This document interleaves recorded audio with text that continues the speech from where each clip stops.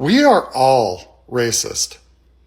Or, more accurately, if you look like me, it's highly likely that you have absorbed racism, even if you spent your life opposing it.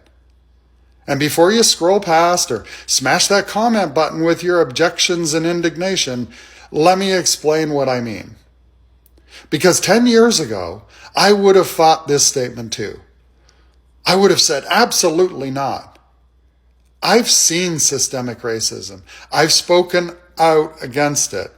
I have children with indigenous blood, and I've watched how the world treats biracial children and children of color differently than it treats my children who don't look indigenous, who look like me.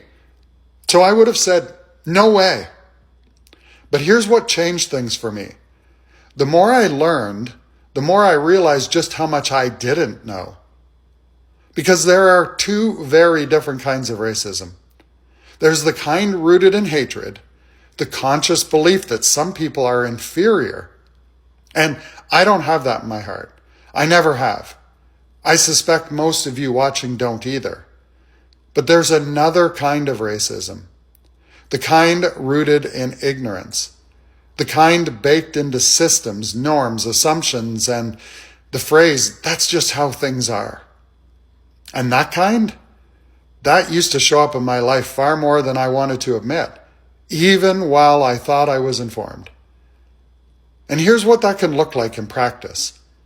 Assuming a neighborhood is bad without asking why it's under-resourced.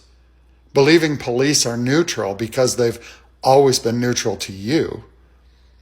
Thinking indigenous people should just get over it without knowing what treaties actually are. Calling something reverse racism instead of asking who holds power in the system. Believing Canada is less racist than other countries because we're polite. None of that requires hate, but all of it causes harm. And once you start seeing it, you can't unsee it.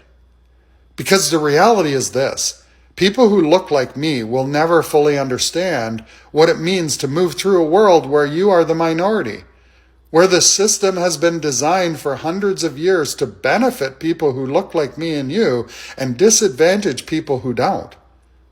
That doesn't mean we're evil, but it does mean we're responsible. It is on us to educate ourselves, not when someone calls us out, but before we cause harm. Not defensively, but humbly.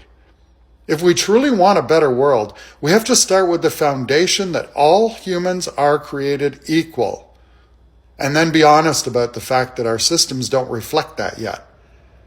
And that means new rules for how we move through society, new standards for what accountability looks like, and new humility around how much we still have to learn.